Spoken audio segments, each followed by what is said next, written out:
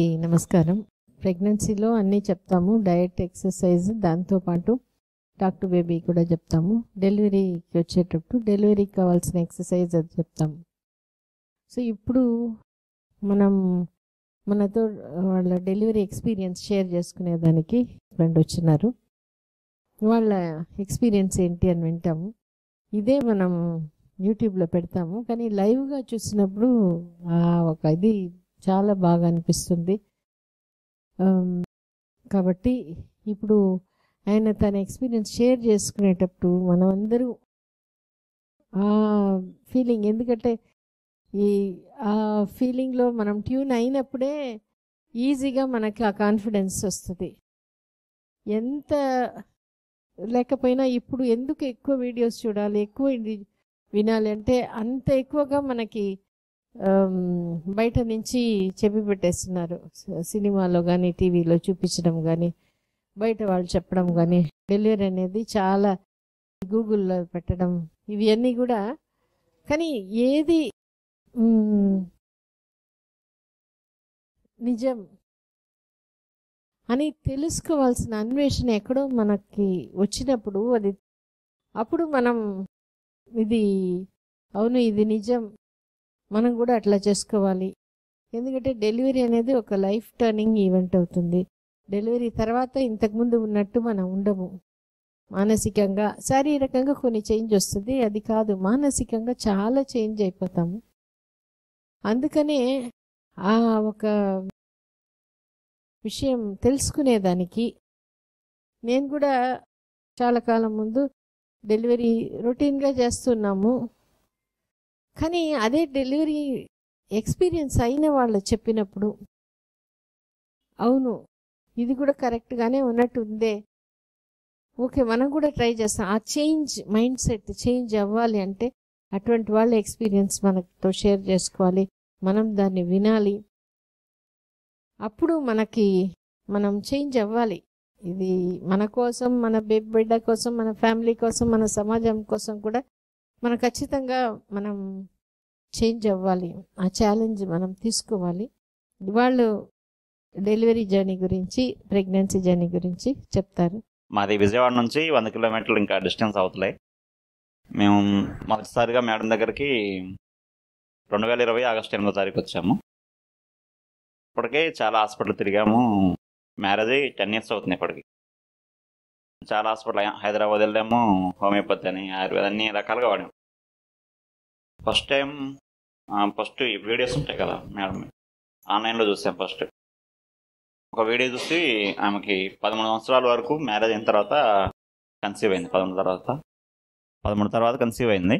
మా ఫ్రెండ్ వాళ్ళ మాకు సెండ్ చేశారు వాట్సాప్లో. దాన్ని చూసి మేడం దగ్గరికి వచ్చాము. ఫస్ట్ మేడం చెప్పిన మాటలు విని అసలు పిల్లలు లేరని ఫీలింగ్ పోయింది మాకు.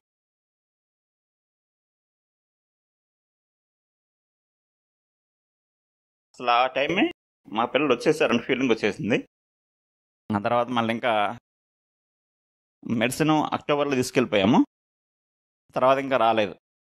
మేడం చెప్పిన గైడ్ లైన్స్ ఫాలో అవుతాను. తర్వాత ఎఫ్సో మాలేసుకొని మళ్ళీ గ్యాప్ వచ్చింది, మళ్ళీ అరుస్తారేమో అని రాలేదు. రాకుండా ఇంకెక్కడ చూపించుకోలేదు కూడా.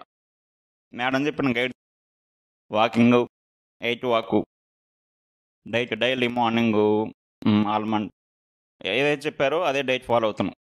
వీడియో చూడడం, రెగ్యులర్గా ఫాలో అవుతూ యాక్టివిటీస్ చేస్తూ ఉన్నాము వితౌట్ మెడిసిన్. ఇంకా అక్టోబర్లో వదిలేసాము. ఇంకా మార్చికి, ఉగాదికి కన్సీవ్ అయిపోయింది. మెడిసిన్ వాడటం ఆపేసాం. ఎందుకంటే ఒక మెడిసిన్ అనేది 1% అంతే. మెడిసిన్ తర్వాత మనం మానసికంగా కొన్ని ఫీలింగ్స్ ఉంటాయి. వాస్తు బాగాలేదని, మనకి ఏదన్నా దేవుడి దగ్గరికి వెళ్ళాలని, ఇంకే ఉంటాయి లోపల ఇంటర్నల్గా. 10 years మ్యారేజ్ 10 years అయింది కదా, షిరిడి వెళ్దామని చెప్పి 10 years ట్రై చేస్తున్నాం, కానీ అవ్వలేదు. ఆ మంత్ వెళ్ళాం.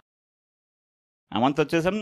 అదొకటి, నెక్స్ట్ మ్యారేజ్ ఒకటి ఉంది, అవి చూసుకుంటా ఇంకా ఈ హడావుల్లో డేట్ వచ్చే టైము, డేట్ వస్తుందని మెడిసిన్ వాడేటప్పుడు ఏం చూస్తామంటే మనం మెడిసిన్ వాడుతున్నాం కదా, ఈ మంత్ కన్ఫర్మ్ అవుద్ది కాబట్టి అలా వెయిట్ చేస్తూ ఉంటాం. కన్సీవ్ అవుతాము, డేట్ రాదని దాని మీద ఎక్కువ ఇంట్రెస్ట్ పెట్టడం వల్ల దాని మీద ఫోకస్ అయ్యి డేట్ వచ్చేస్తాం.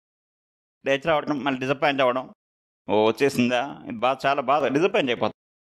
ఇప్పుడు మెడిసిన్ వాడకుండా ఈ యాక్టివిటీస్లో పడిపోయాను. అసలు పూర్తిగా మర్చిపోయాను దాని గురించి. ఈ మంత్ అవుద్ది అని అనుకోలేదు.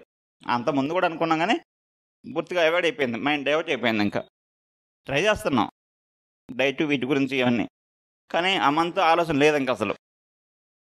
అలా అయిపోయింది. షిరిడి 6వ తారీఖు వెళ్ళొచ్చాం. ఉగాది ఏప్రిల్ 1కి వచ్చింది కదా, మార్చి 23 వచ్చింది, కన్సీవ్ అయిపోయింది. దట్టు మేడం కూడా తర్వాత కన్సీవ్ అయిన తర్వాత మేడం వాళ్ళకి ఫోన్ చేసాం, అరుణ మేడం గారికి. డైట్ ఏం తీసుకోవాలి, ఆన్లైన్లోనే మీకు ఏమైనా కావాలంటే సజెషన్ ఇస్తా అన్నారు. మంచి సజెషన్స్ ఇచ్చారు, డైట్ ఏం తీసుకోవాలి, ఎట్లా ఉండాలనేది. అక్కడ లోకల్లో మేడంని కన్సల్ట్ అయ్యి రెగ్యులర్గా మెడిసిన్ వాడుతూ ఉన్నాం కన్సీవ్ అయిన తర్వాత. అది అయిపోయిన తర్వాత మేడం దగ్గరికి ఎప్పుడు వద్దామా అని, 8th మంత్ రావచ్చా 8th మంత్ రావచ్చా అంటే మేడం 9th మంత్ వచ్చిన తర్వాత రండి, 9th వచ్చిన తర్వాత రండి, మధ్యలో జర్నీ చేయడం కరెక్ట్ కాదమ్మా, నియర్లీ 6-7 అవర్స్ పడుతుంది కాబట్టి జర్నీ వద్దులే అని చెప్పారు. 9th వచ్చాక రమ్మంటే మళ్ళీ కాల్ చేస్తాం, 9th వచ్చింది రావచ్చా అని రమ్మని చెప్పారు మేడం. మేడం చెప్పిన తర్వాత మా ఆవిడ కూడా దివ్య, తను కూడా అక్కడ అన్న హాస్పిటల్స్ ఉన్నా, విజయవాడలో అంత కార్పొరేట్ అయ్యి ఉన్నా సరే డెలివరీకి ఇక్కడికే రావాలి. మేడం దగ్గర అయితేనే సేఫ్, నాకు నార్మల్ అవుద్ది, మేడం అయితేనే బాగా చేస్తాను, ఇద్దరికి మాకు అదొక నమ్మకం. సైకలాజికల్గా కనెక్ట్ అయిపోయాయి మేడం గారికి.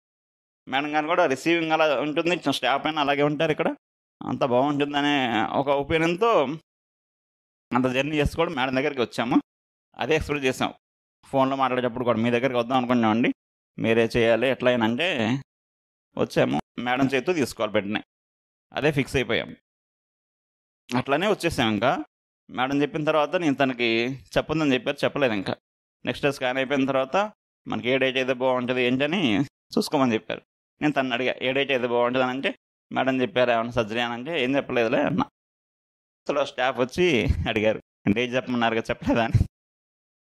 ఇంకా అందరం కలిసి మేడం దగ్గరికి వెళ్ళాము. మేడం చెప్పారు ఇంకా ఇట్లా ఉందమ్మా ప్రాబ్లం, నీకు పెల్విక్ బోను ఉంటాయి, వడ్డుగా ఉండడం వల్ల అది ఫిజికల్గా మ్యానుఫ్యాక్చరింగ్ అది కాబట్టి మనం సరి చేయదు కాదు, అదే వేరేలాగైతే ఖచ్చితంగా మాకు నమ్మకం ఉంది, నార్మల్గా చేస్తుండేవాళ్ళు కూడా మేడం, కొంచెం రిస్క్ అవుతుంది వద్దులే అని చెప్పారు. మేడం ఏం చెప్తే అదే అని చెప్పి డెలివరీ కూడా మీరు ఏ రోజు చేయమంటే ఆ రోజే అని చెప్పి ఈరోజు మార్నింగ్ అన్నారు. ఈరోజు మార్నింగ్ 6:20కి పాప పుట్టింది. 10 years తర్వాత చాలా హ్యాపీగా ఉంది. ఇదంతా మీతో షేర్ చేసుకుని చాలా హ్యాపీగా ఉంది. మనం చేయాలి అంటే మెడిటేషన్ ఎంత ఇంపార్టెంటో సైకలాజికల్గా మనం ఫీల్ అవ్వాలి. మేము టాక్ టు బేబీ కూడా చేసాము. టాక్ టు బేబీ అంటే లాంగ్వేజ్ తెలియదు, కొన్ని ఎమోషన్స్, భావాలకు భాష అక్కర్లేదు కదా, మనం ఎలా ఫీల్ అవుతామో అదే ఫీలింగ్ బిడ్డ ఫీల్ అవుతారు చెప్పాం. ఏదైనా మోషన్ అయినా ఏదైనా ప్రాబ్లం అయినా సిగ్నల్ ఇవ్వమని చెప్పాం, మంచి విషయాలు నేర్చుకోమని చెప్పాం, పెద్దల్ని గౌరవించమని. టాక్ టు బేబీ బుక్ మేము ఫస్ట్ ఇక్కడికి వచ్చినప్పుడే మేడం చెప్పారు, ఫస్ట్ టైం వచ్చినప్పుడు తీసుకున్నాం, అది చదివాము, బాగుంది, దాన్నే ఫాలో అయ్యాము. నిన్న మొన్న డెలివరీ అయిన పిల్లలు ఏడుస్తూ ఉన్నారు ఎక్కువసేపు, నైట్ నిద్రపోకుండా. అట్లా నేనే ఎత్తుకున్నాను. నేను చెప్పాను ఏడవద్దమ్మా అంటే ఆపేశారు.